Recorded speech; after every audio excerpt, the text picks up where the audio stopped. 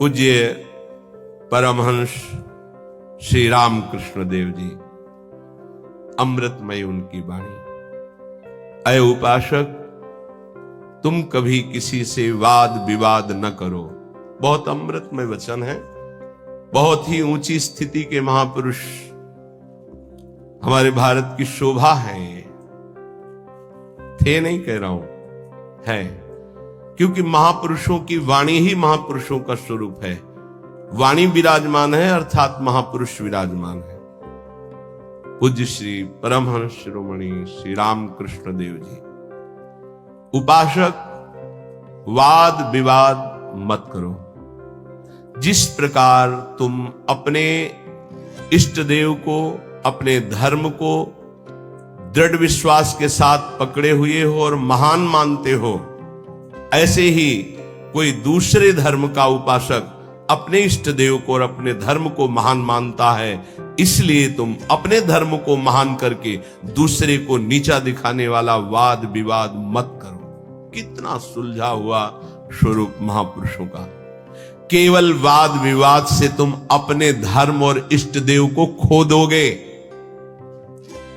दूसरे धर्म की निंदा करके, दूसरे के इष्ट देव की अवहेलना करके तुम अपने इष्ट देव और धर्म को खो दोगे, क्योंकि परमात्मा एक है और वही सब धर्मों का धर्म गुरु है, वही सब धर्मों का इष्ट है।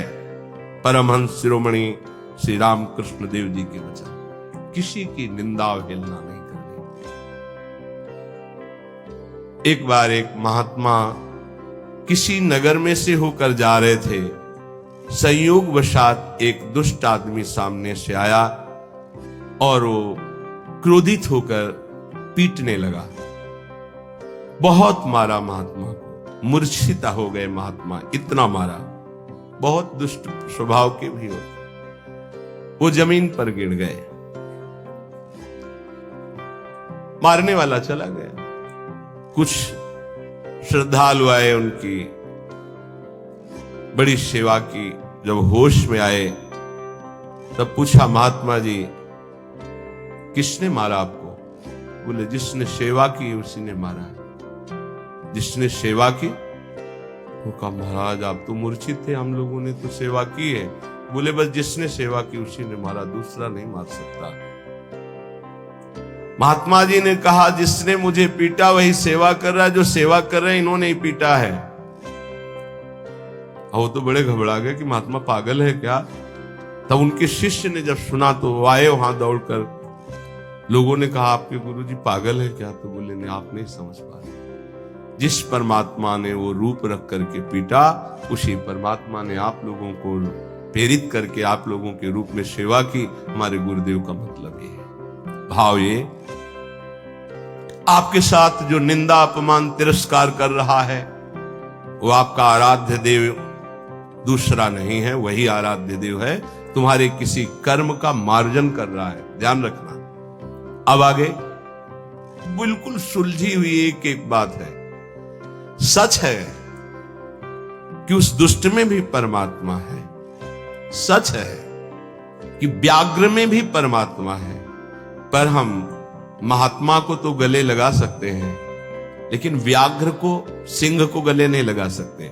ऐसे ही हम मानते हैं कि दुष्ट में परमात्मा है, पर दुष्ट पुरुष में विद्यमान परमात्मा को केवल भाव द्वारा प्रणाम करके उससे संभाषण और संग कदापि उचित नहीं है। जैसे सर्प में भी परमात्मा है, सिंह में भी परमात्मा है, तो उसे गले नहीं लगा लेंगे। एक एक चेष्टा, एक एक वचन अमृत है। अगर ये धारण कर लोगे तो आपका भजन बचेगा और पचेगा और बढ़ेगा। एक किसान खेत में दिन भर पानी भरता रहा। जब सायंकाल हुआ तो उसमें पानी एक चुल्लू भी नहीं टिका। वो बहुत परेशान हो गया। मेड़ ज्यों की त्यों सब ठीक थी। फिर उसने देखा तो चूहों ने छेद कर रखा था जगह जगह, कई जगह मेड़ में। वो छेद से बाहर जा रहा था। उपासक समझे, पूरा जीवन साधना करते हो जाता है, लेकिन साधन संपत्ति एक चुल्लू भी नहीं बचती। किनकी? जिनके इंद्री रूपी चूहों ने छेद कर दिया है हृदय रूपी घर में। क्या? कभी ये भोग, कभी वो भोग, कभी वो भोग। जो अपनी इंद्रियों को भोगों के संयोग में मनोरंजन करते हैं और साधना भी करते हैं, तो पूरे जीवन की शाम हो जाती, पर उनके हृदय रूपी खेत में एक चुल्लू भी साधन नहीं बचता, सब क्षीण हो जाता है। रामकृष्ण देव परमहंस जी कह रहे हैं, जब उपासक इंद्रियों के बिलों को बंद कर देता है, फिर कीर्ति की इच्छा उसके अंदर जागृत होती है, तो ये मेड़ टूट जाना होता है। अगर मेड़ टूट गई तो भी बड़ी जल्दी धारा बाहर निकल जाएगी खेत से जल की। कीर्ति की चाह उत्पन्न होती कि मेरा यश हो जाए, गई जीवन की भजन संपत्ति कीर्ति की चाह में गई। कीर्ति भजन को छीण कर देती है। यदि आपके अंदर चाह नहीं हो, इष्ट के द्वारा कीर्ति होती, जैसे सेवक जी महाराज कह रहे हैं, जय जय श्री हरिवंश नाम गुण गाई है, उसके लिए कहा कि बिस्तरे सब जग विमल की रति साधु संगति। विमल की रति वो उसके भजन का नाश करने वाली नहीं होगी, क्योंकि इष्ट के द्वारा होती है। कीर्ति की चाह मानो उस किसान की मेड़ टूट जाना है, अर्थात उस साधक का बांध टूट जाना है साधना का। अब उसके आगे उपाधियां लगनी शुरू हो जाती हैं। ये बड़ा उपद्रव है उपाधियां। सरकार, भगवान, अवतार, न जाने क्या क्या, ये बिल्कुल नहीं स्वीकार करना चाहिए, बिल्कुल स्वीकार नहीं। सरक जाओगे सरकार कहलाने से। बहुत माया विचित्र है, बहुत विचित्र, बहुत सावधान। ये महापुरुषों की बातें हैं।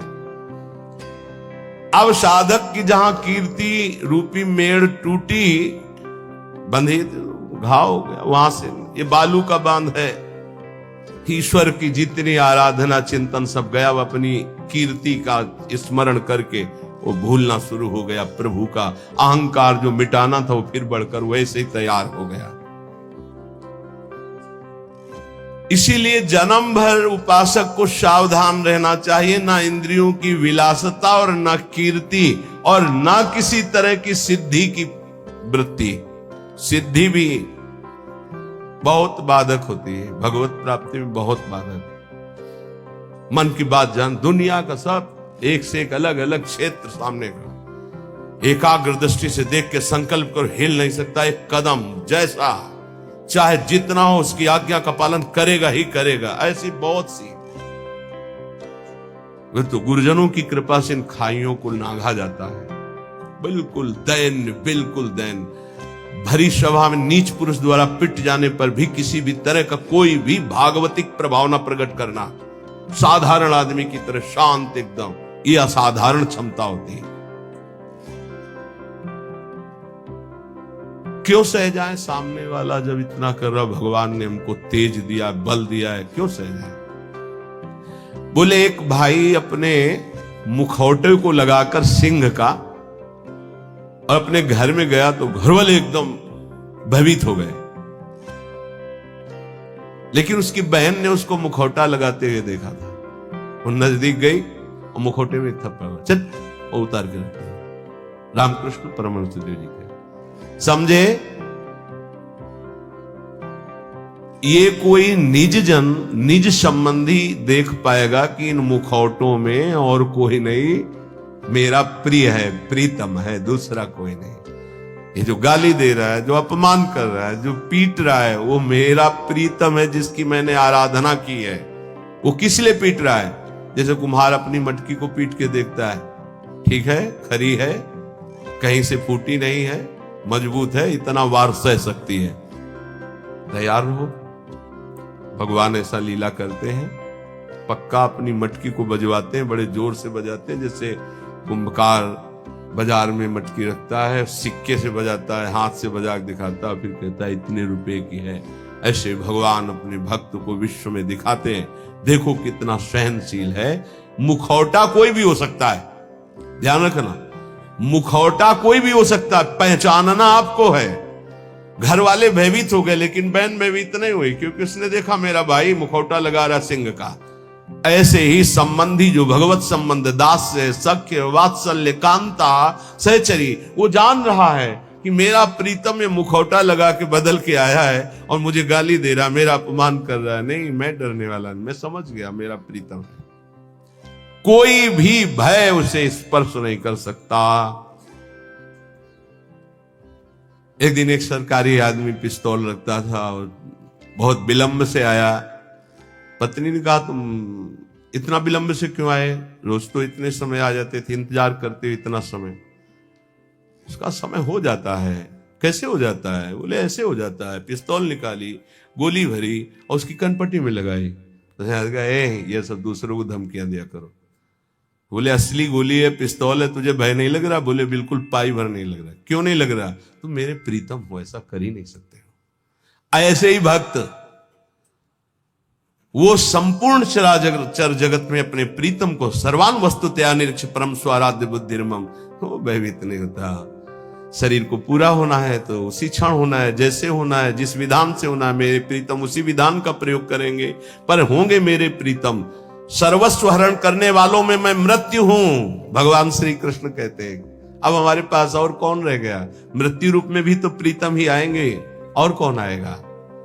इसलिए जो सर्वत्र मुखौटे से हट करके दर्शन करता है, ये मुखौटे किनके हैं? बनावटी हैं। इनमें जो है वो है कौन? मेरा प्यारा, सर्वान वस्तुतया। क्रूरापि पापिनो, जो क्रूर हैं, पापी हैं, वो मुखौटा केवल ऐसा है, अंदर उनके परमात्मा बैठा है। हमें मुखौटा नहीं देखना, हमें अंदर। रामकृष्ण परमहंस देव जी की वाणी, वो कह रहे हैं उस उपासक को कभी भय नहीं होता, कभी घबराहट नहीं होती, कभी डर नहीं होता, कभी अशांति नहीं होती, कभी दुख नहीं होता, जो सर्वत्र मुखौटे से अलग देखता है। इन मुखौटे से अंदर एकमात्र परमात्मा, कोई स्त्री का मुखौटा, कोई पुरुष का, कोई महात्मा का, कोई दुरात्मा का, कोई मूर्ख का, कोई विद्वान का, पर है अंदर एक ही परम तत्व। पानी और बुलबुला कोई अलग चीज नहीं है। बुलबुला पानी में ही उठता है, पानी में ही तैरता है और पानी में ही फूट कर पानी बन जाता है। ठीक ऐसे ही परमात्मा में ही जीवात्मा प्रकट होता है, परमात्मा में ही रहता है और परमात्मा में ही लीन हो जाता है। जीवात्मा कोई अलग चीज नहीं। जैसे पानी का बुलबुला पानी से ही प्रकट हुआ, पानी में ही रहता है, पानी में ही फूटकर पानी बन जाता है। ऐसे ही कोई स्वतंत्र नहीं है, उसी परमात्मा में विराजमान। अगर इतना जान लो तो तुम परमात्मा स्वरूप ही हो, ये परमहंस जी कह रहे हैं। देखो, रेलगाड़ी का इंजन वेग के साथ चलकर ठिकाने पर अकेला नहीं पहुंचता है, बल्कि लाखों लोगों को पहुंचाने की सामर्थ्य रखता है। जोड़ते जाओ, बैठते जाओ, इंजन में बड़ी पावर है। बोले ऐसे ही आचार्य इंजन है और अनुयायी जन आचार्य के डिब्बे हैं। कितने जन बैठ करके परम पद में, निकुंज में पहुंचते हैं। कभी भी ये नहीं सोचना चाहिए कि इतने लोगों का उद्धार कैसे हो जाएगा, इतने लोगों का कल्याण कैसे हो जाएगा। बहुत लोग जुड़े, कैसे कल्याण? तो बोले ईश्वरीय शक्ति इंजन है और वो शांत, वो गुरुजन डिब्बे के समान। कनेक्शन इंजन से है तो इंजन में 2-4 लोग बैठते होंगे, लेकिन डिब्बे में 70, 80, 90, 100 ज्यादा भी बैठ जाते होंगे। जनरल में तो ज्यादा ही बैठ जाते, कुछ बैठे, कुछ खड़े, कुछ पूरा सब, और सब वहीं पहुंचेंगे जहां इंजन पहुंचेगा। आप बिना टिकट के होंगे तो 2-4 थप्पड़ लगेंगे, थोड़ा टैक्स लग जाएगा, पहुंचेंगे वहीं। नहीं, बीच में अगर हो गया तो फिर उतारे भी जा सकते, उपद्रव होने पर, टिकट ना होने पर, पैसा ना होने पर उतार। इसीलिए राधा राधा पैसा इकट्ठा कर लो, परम धन राधा नाम आधार। अगर जल्दी जल्दी में टिकट नहीं खरीद पाए हो तो थोड़ा ज्यादा लगेगा, पर राधा राधा राधा राधा पहुंच वहीं जाओगे। बात हमारी मान लेना। टिकट क्या है? निकुंज की जो मंत्र है, आचार्य संबंध है, आचार्य शरणागत, ये टिकट है। और जनरल में क्या है? राधा राधा राधा राधा राधा राधा, जैसे सब जप रहे हैं। तो बैठ सब गए हैं गाड़ी में, बीच में तुम्हारी चेकिंग भी होगी। बोले जल्दी में खरीद तो नहीं पाए, लेकिन एक राधा नाम की कीमत में पूरा त्रिभुवन बिक जाएगा। जो जांच करने वाले हैं वो कौन है? श्री जी के पार्षद ही हैं। ऐसे थोड़ी होता है कि आप श्री जी के पास सीधे डायरेक्ट पहुंच जाओ, ऐसा। तो राधा नाम जहां है ना, वो सीधे। और जिनको सौभाग्य से कहीं ये जो निकुंज के गुप्त मंत्र मिल गए हैं, तो अब दुर्भाग्य है कि उनके अंदर ठसक ना आवे, नहीं तो पास हो चुका है निकुंज का, पास मिल चुका है। मानो सच्ची मानिएगा। सौभाग्य दुर्भाग्य में आप बदल रहे हैं कि आप मंत्र का चिंतन नहीं कर रहे हो, विषय चिंतन कर रहे हैं।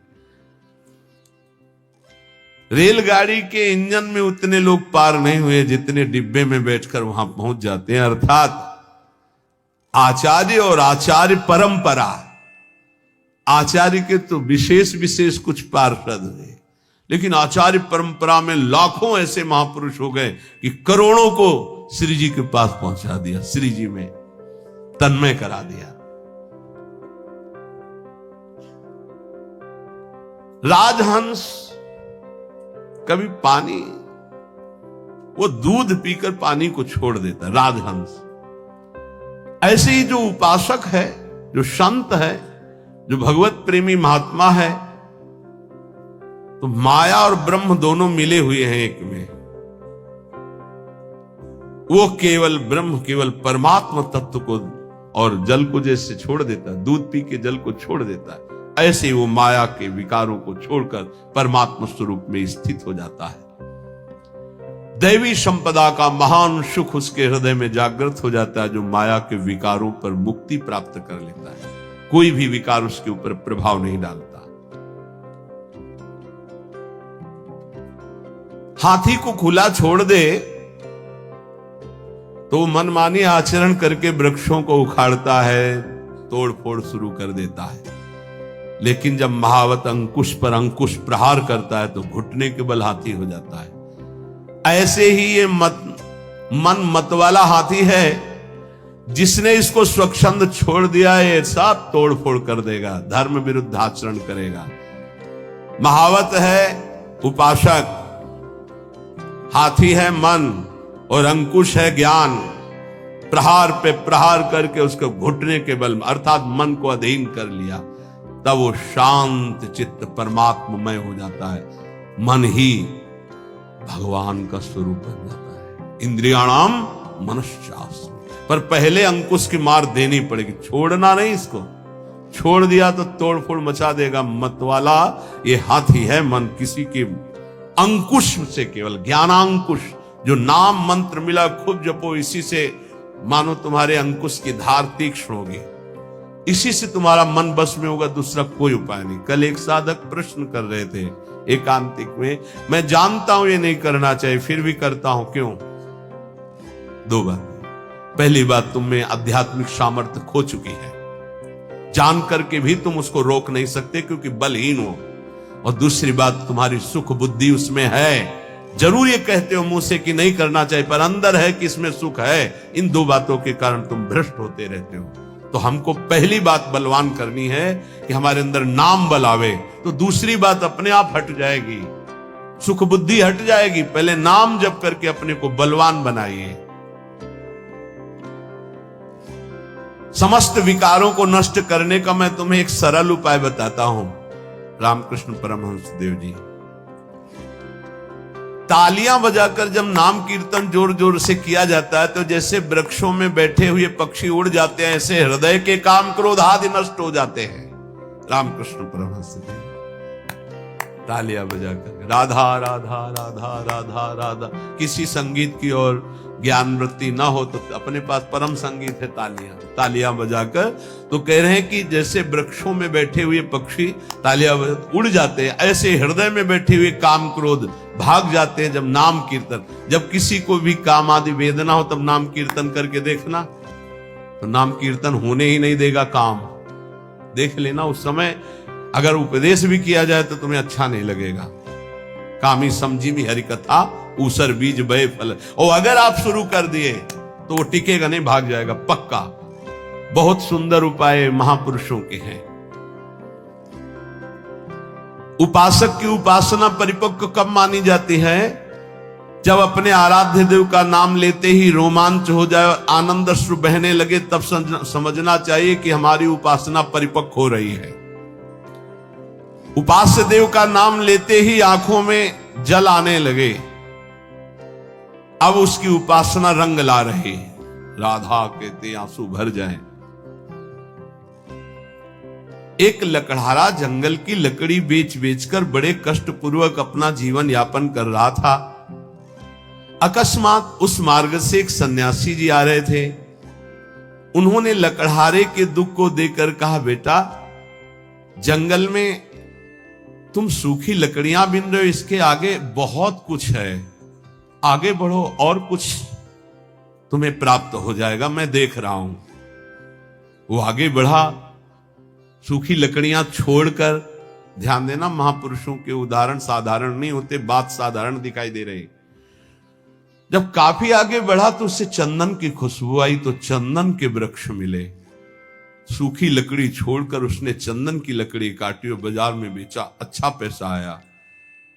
फिर शब्द उसके कान में गूंजा कि बेटा और आगे बढ़ो। तो उसने सोचा और आगे अब क्या मिलेगा, तो आगे बढ़ा। क्योंकि उस संत के वचन सत्य सच्चिदानंद से युक्त थे, तो जंगल में उसे एक खान मिली तांबे की। अब तो तांबा बेच करके बहुत, फिर आवाज सुनाई दी और आगे बढ़ो, तो और आगे बढ़ा तो उसे चांदी की खान मिल गई। अब तो बहुत बड़ा धनी हो गया।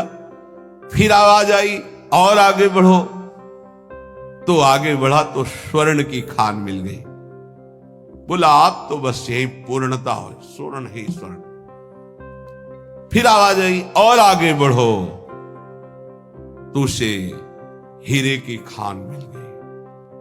अब एक हीरा जीवन भर लकड़ी बेचने वाला लकड़ी बेचता तो उसकी बराबरी नहीं, ऐसे हीरे की खान मिल गई। भावार्थ और अंदर उसका रहस्यार्थ, ये मानो भोगों में फंसा हुआ है। आगे बढ़ आगे बढ़, जैसे जैसे वह अध्यात्म की तरफ बढ़ता है, नाना प्रकार के दिव्य सुख, और आगे बढ़ सिद्धियों के सुख, और आगे बढ़ भावात्मक सुख, शांत सुख, दास्य सुख, वात्सल्य सुख, कांता सुख, सहचर्य, अपूर्ण महामाधुर्य रस में स्थित।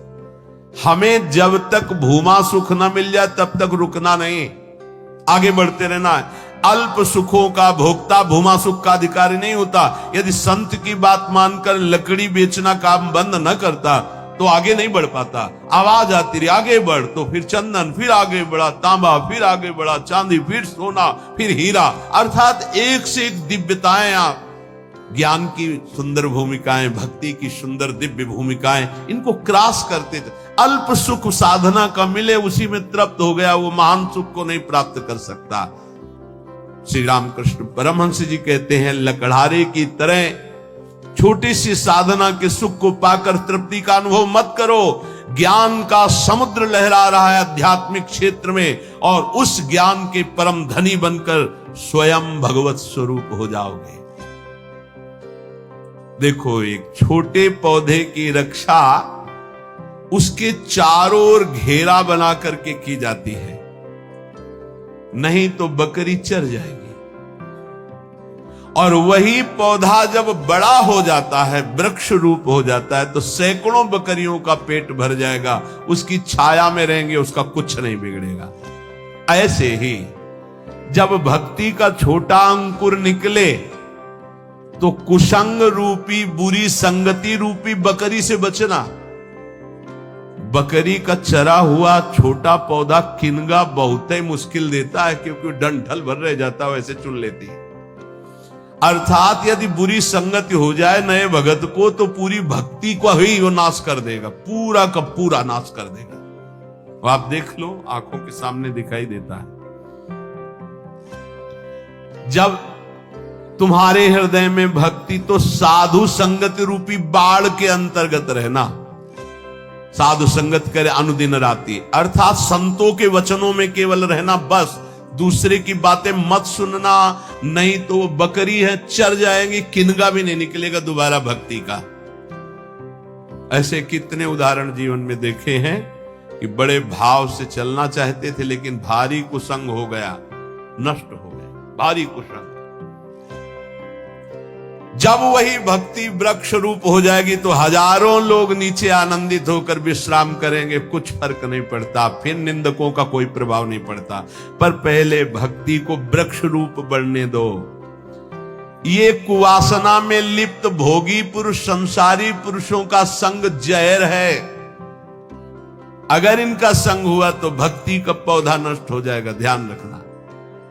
ये दुर्जन भेजे जाएंगे तुम्हारे पास, दुर्जन जो भक्ति को नष्ट करने वाले हैं, पर तुम इनका संग मत करना तो तुम्हारी भक्ति वृक्ष रूप हो जाएगी। बहुत जोर से प्रभाव पड़ता है दुर्जनों का। भगवान का भरोसा और विघ्न अपने आप नष्ट हो जाते हैं, पर बड़े भयानक प्रलोभन, बड़े भयावह दृश्य संसार के ऐसे उपस्थित होते। तो कह रहे कि ये तुम्हारे पास भेजे जाएंगे, भगवान से प्रेरित होकर भेजे जाएंगे, वो भेजेंगे। अब क्या भूमिका है, अब क्या भूमिका है?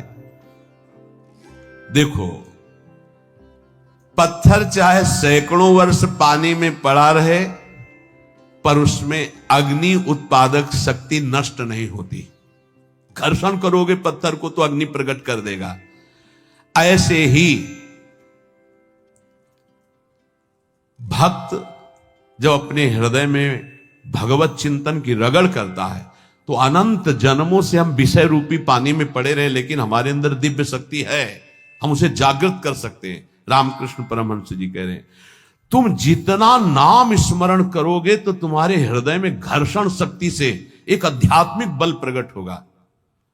जैसे कई बार सत्संग में का अगर ध्यान दिया हो, दो लकड़ियों के घर्षण से जैसे अग्नि प्रकट हो जाती है, ऐसे ही जवान और नाम के घर्षण से आध्यात्मिक शक्ति पर प्रकट होती है। राधा राधा राधा राधा राधा। जैसे सैकड़ों वर्ष पत्थर जल में पड़ा रहे तो इसका मतलब नहीं कि उसके घर्षण से चिंगारी नहीं होगी। ऐसे ही सैकड़ों जन्मों से मैं विषयों में पड़ा रहा हूं, इसका मतलब ये नहीं कि मेरे अंदर आध्यात्मिक शक्ति उत्पन्न करने की सामर्थ्य नहीं रह गई। मैं भगवान का अंश हूं। आज जागूंगा तो आज मैं परमात्मा प्राप्त हो जाऊंगा। आज हम में वो सामर्थ्य है, हम अपनी सामर्थ्य को जागृत करें। कैसे? नाम जी है जपी जागही जोगी। नाम जप करके हम जगते हैं, हम अपनी शक्ति को जागृत करते। नाम, ईश्वर का नाम जितना तुम जपोगे उतना ही हृदय प्रफुल्लित होकर महान पावर से युक्त हो जाएगा। बड़े बड़े महापुरुषों के वचनों को पकड़ लो। एक मनुष्य कुआं खोदना शुरू करता है, बस एक हाथ पानी रह जाता है और रोक देता, थक गया। ये 25 हाथ खोद चुका फिर भी पानी नहीं निकला, अब तो लगता है नहीं निकलेगा और एक हाथ में पानी है। ऐसे ही साधक कभी कभी धोखा खा जाता है। बस भगवत प्राप्ति होने वाली है, उसको लगता है पूरा जीवन हो गया, अभी तक कोई अनुभव नहीं हुआ। अरे थोड़ा एक हाथ और खोद, स्रोत निकलने वाला है। रामकृष्ण परमहंस जी कह रहे, पर वो नादान, एक हाथ में पानी निकलने वाला था, छोड़ दिया, दूसरी जगह कुआं खोदा, फिर छोड़ दिया, फिर तीसरी जगह कुआं खोदा, पूरा जीवन कुआं खोदने में लगा दिया, पानी नहीं पी पाया। समझ पाए? ऐसे उपासक है ये संप्रदाय, वो मार्ग, लेकिन पानी नहीं पी पाया चुल्लू भर। अगर एक ही ढंग से खोदता तो बस एक हाथ बाद स्रोत खुलने वाला था।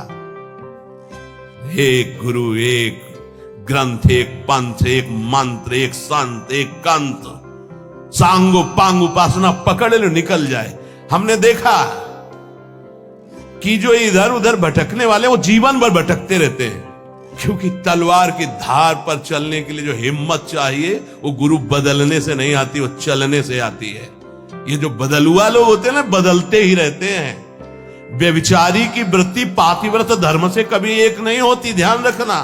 होटलों को खाने वाला कभी एक रसोई में भरपेट जीवन भर नहीं खा सकता, उसको चाट लग गई है। ऐसे ही जो व्यभिचार प्रवृत्ति भक्ति में है, आज यहां कल वहां, परमहंस जी कह रहे 25 हाथ कुआं खोदा, छोड़ दिया कि यहां पानी नहीं हो, एक हाथ बाद पानी निकलने वाला था, फिर दूसरी जगह खोदा, फिर छोड़ दिया, फिर तीसरी जगह खोदा, जीवन हो गया, कुआं खोदते पानी नहीं मिला। अगर एक में ही उतनी मेहनत और कर देता तो करना ही नहीं पड़ती, एक हाथ बाद स्रोत था। जिस नाम, जिस मंत्र, जिस गुरुदेव का आश्रय लो, प्रेम भाव वाली परिवर्तन की बात अलग है कि हम प्रेम मार्ग में आगे बढ़ते चले जा रहे हैं, दास से शांत, सख्य, वात्सल्य, वो बात अलग है। लेकिन ऐसे भाव रखकर कि इससे तो काम नहीं बना, बगला खोदते हैं कुआं, फिर वहां भी काम नहीं बनेगा, ऐसे भटकते रहोगे। बहुत महापुरुषों के वचनों को बहुत समझना चाहिए। ईश्वर पूर्ण है, निर्भर रहने से उसका अनुभव होता है। क्या साधना बताई? निर्भर रहना, निर्भर प्रेम मगन हनुमान। निर्भरता दो प्रकार की, एक बताई बंदर के बच्चे की, एक बताई बिल्ली के बच्चे की। जैसे बंदरिया को जब छलांग लगानी होती तो ऐसे बच्चे को करती, 1 सेकंड में बच्चा समझ जाता है, कस के बाल पकड़ लेता है, वो छलांग मारी निकल। अगर बच्चा छोड़े तो खुद गिरे, पकड़ना बच्चे को होगा। और एक होती है बिल्ली की निर्भरता। अब बिल्ली उसी दाढ़ से पकड़ के ले जाएगी जिससे चूहा पकड़ती है। एक बार बिल्ली चूहा को पकड़ ले तो जीवन से हाथ धो देगा, उसी मुंह में अपने बच्चे को दबाती है और दूसरी जगह ले जाती है। बिल्ली का ही काम है, बच्चा तो ऐसे पूरे म्याऊं, कोई मतलब नहीं, जहां मन आवे तहां ले जाओ। ये है पूर्ण निर्भरता। तो प्राय जो अहम प्रधान, साधना प्रधान होते हैं, बंदर के बच्चा होते हैं। इशारा दिया गुरुदेव ने, मारो छलांग, मार पाओ, गिर जाओ। लेकिन जो ऐसे होते ना म्याऊ वाले बच्चा, कै बच्चा के पेट और घट करे विनाशन, वो इशारा नहीं देते, वो गोदी में बैठाते कि ये भैया इशारा भी दो तो ये छलांग मारने वाला नहीं, हम ही को लेके छलांग मारना है। ऐसा बहुत सुखद रहता है ये निर्भरता। तो बोले ईश्वर पूर्ण निर्भरता से प्राप्त होता है। निर्भर प्रेम मगन हनुमाना। निर्भर शब्द का मतलब पूर्ण रूप से अपने आराध्य देव पर ही आश्रित रहना। जिसका एक बार ये निर्भर भाव हो जाता है, उसकी पूर्ण संभाल उसका इष्ट करने लगता है। ए पूरी मस्ती, पूर्ण संभाल उसकी इष्ट करता है। कर तुम अन्यथा कर तुम, बिल्कुल बिल्ली के बच्चा बन के रहो, म्याऊ बोल रहा है, आगे कुछ ज्यादा चतुरता करोगे ना तो उनकी कृपा का तुम अनुभव नहीं कर पाओगे। अगर बिल्कुल ऐसे जो प्यारो करे, निर्भर प्रेम मगन हनुमान। बात समझो, निर्भरता पूर्ण भरोसा, पर यह बहुत कठिन है। अहंकार देवता निर्भर नहीं होने देते। ईश्वर पूर्ण निर्भय रहने वाले को ही अनुभव में आता है। निर्भर, आवश्यकता के पहले व्यवस्था, यह निर्भरता प्रभु के चरणारविंद की। बहुतों ने नाम सुना है अमृत का, लेकिन देखा किसने है? ऐसे ही बहुतों ने ईश्वर का उपदेश शुरू कर दिया है, लेकिन अनुभव किया है क्या? परमहंस गुरुदेव बोल रहे हैं, ये धर्म उपदेशकों में कितनों ने धर्म ग्रंथ पढ़कर उपदेश देना शुरू किया, लेकिन देखा ईश्वर को? बहुतों ने अमृत का नाम सुना है, अमृत की चर्चा की, लेकिन अमृत देखा है क्या? नहीं। ऐसे ही बहुतों ने धर्म उपदेश शुरू कर दिया, क्या धर्म उपदेश करने वाले उस ईश्वर को देखा है? अब वो तो परमहंस जी वो बोल रहे हैं, बहुतों ने उपदेश दिया लेकिन चखा है। और जिसने चखा है फिर जो बोला है, तो बिना किसी प्रयास के स्वाद सबके हृदय में पहुंच जाएगा। ऐसा ही अध्यात्म का अमृत है। अमृत चख करके फिर जो बोला, दो बातें बताई। अमृत सुना सबने, देखा किसी ने, और पढ़ के उस अमृत का उपदेश देना अधूरा, क्योंकि देखा नहीं। अब एक ने चखा है, देखा है, फिर बोल रहा है, तो इस अमृत का प्रभाव ये कि अपने आप सुनने वाले के हृदय में इसका अनुभव होने लगेगा। ये अध्यात्म का अमृत है, प्रेमामृत, भगवदानंद। जिन्होंने अमृत चखा है वो उसका स्वाद जानते हैं। इसी तरह जिसने ईश्वर प्राप्ति कर ली, ईश्वर के सुख का अनुभव कर लिया, वो जब उपदेश करता है तब उसका प्रभाव जन समाज पर जैसे आंधी चले तो सबके आंखों में छा जाएगी धूल, ऐसे सबके आंखों में जो जो सुनेगा अध्यात्म का रंग छा जाएगा। इसलिए उपदेश के पहले उपासक को अपने हृदय में इस प्रेमानंद, परमात्मानंद, भगवदानंद, ज्ञानानंद, विज्ञानानंद, अखंडानंद जिससे संबोधन करो, पहले इसको चखो, देखो, फिर बोलो। यहां क्या होता है? सुना, पढ़ा, बोला नहीं, पहले चखो, खुद भगवदानंद में डूबो। इसलिए नवयोगेश्वरों में श्री प्रबुद्ध जी कहते हैं, महाराज प्रबुद्ध जी, जो वेदों का पारगामी विद्वान, शाब्द ब्रह्म का और पर ब्रह्म का अनुभूत, उसके वचन से हमारा परम कल्याण होगा, ऐसे गुरुदेव का वर्ण करे जो ब्रह्मानुभूति से युक्त और शाब्द ब्रह्म शास्त्रों के परम ज्ञाता हो। लोहा जब तक तपाया जाता है तब तक लाल रहता है, लेकिन जब बाहर निकाल दिया जाता है तो लालिमा खत्म हो जाती है, काला पड़ जाता है। यही दशा मन की है। जब सत्संग में होता है तो इसको लगता है कि अब सब ठीक हो गया, और जहां सत्संग से बाहर हुआ तो फिर काला पड़ गया, वही गंदी बातें, वही गंदा चिंतन। देखो इतनी देर से बैठे हो, किसका चिंतन खराब हुआ? धार्मिक विचार, सद्गुण, सद्भावनाएं सत्संग में अपने आप प्रकट होती। जैसे लोहे को आग में डाल दो तो लोहे का गुण आग खत्म और आग का गुण लोहे में होगा, लोहा लाल हो जाएगा। ऐसे ही जब हम सत्संग